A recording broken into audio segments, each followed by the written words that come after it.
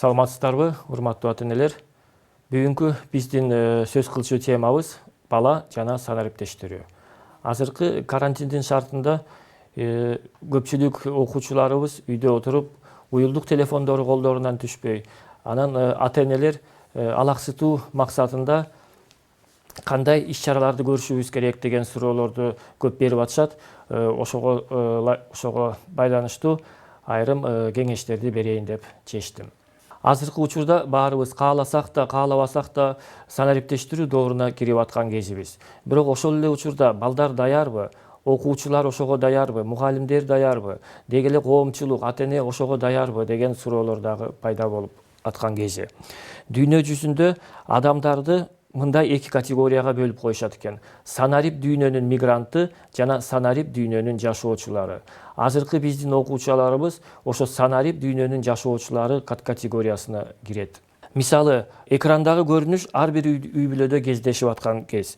Айрым учурда балдарыбызга телефон алып берип, балдарыбыз мультфильмдерди же WhatsApp аркылуу билдирүүлөрдү жөнөткөндө биз баарыбыз кубанып, балдарыбыз мына өз алдынча телефондорду, башка ноутбук, башка компьютердик каражаттарды өздөштүрүп атат деп кубанабыз. Бирок ошол эле учурда уюлдук телефонду колдонууда кандай эрежелер бар, бир күндө канча саат колдонуш керек, кандай учурда колдонуш керек дегендерди биз баарыбыз билебиз, бирок окуучуларыбызга, балдарыбызга ал жөнүндө сөз кылбайбыз. Сиздин балаңыз канча саат уюлдук телефонду колдонот деген суроого айрым ата-энелерибиз мындай жоопторду беришет да. Мисалы, керээлим кечке отурат балабыз телефондо, телефон колунан түшпөйт, ошондой эле кээ бирлер билбейм деп айтышат да. Анан эч эле чындыгында ушундай көрүнүштөр азыркы учурда көп кездешип атат. Анан чын эле биз баарыбыз ага көп көңүл деле бурбайт экенбиз. Анан эч айда кеткенде эле көзүңө зыян деп телефонду алып кой деген гана сөздөрдү айта алат экенбиз да. Анан бул эми турмуштан алынган нерселер. Анан мисалы америкалык педиатрлардын изилдөөлөрү боюнча ар бир бала күнүнө 7 сааттан кем эмес убакытты телефон менен иштөөгө кетиришет экен. Анан азыркы сиздерге ошо бир сурамжылоонун жыйынтыгын айтып берейин деп атам да. Изилдөөчүлөр жүргүзгөн сурамжылоо боюнча респонденттерге мындай суроо берилиптир да.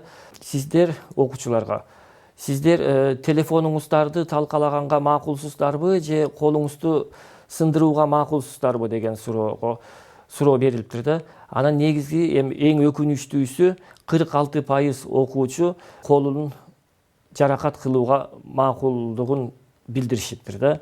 Анан ушундай учурда эң өкүнүчтүүсү айрым ата-энелер мындай деп айтышат. Телефон алып койсок балдарыбыз жинденип башташат, эч нерсе кылгылары келбейт деп. Чындыгында телеберүүлөрдөн көрүп атабыз.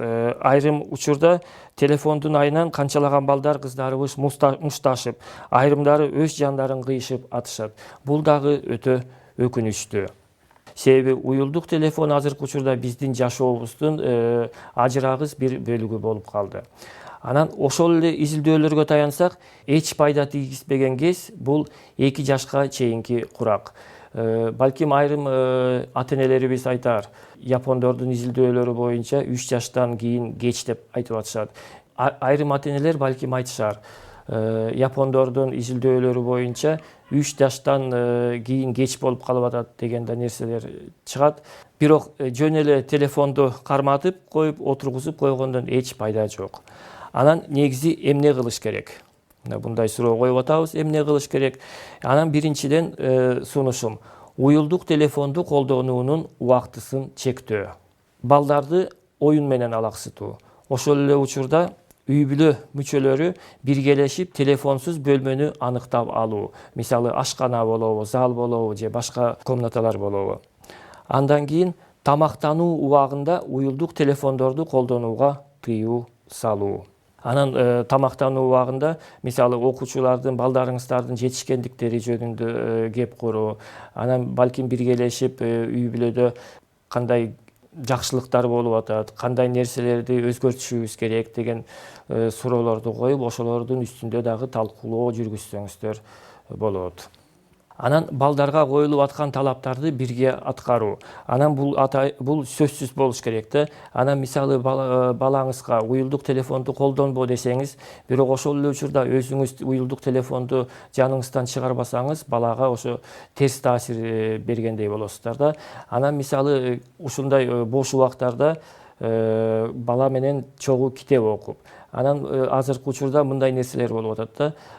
Ата-эне мисалы балдардын жаш өзгөчөлүгүнө карабастан өзү бош убакыт болгондо окуйын деп даярдап койгон китептерин балага 4-класстын баласына, 5-класстын баласына, мисалы Чыңгыз Айтматовдун Кыямат китеби же Түгөлбай Сыдыкбековдун Сынган кылыч китеп романын тартуулаган учурлар дагы болуп атат.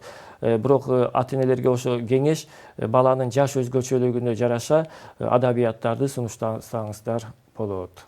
Урматтуу ата-энелер, ушуну менен балдарга санариптештирүү доорунда кандай мамиле кылуу боюнча видео сабактарыбыз аяктады. Жакшы туруңуздар.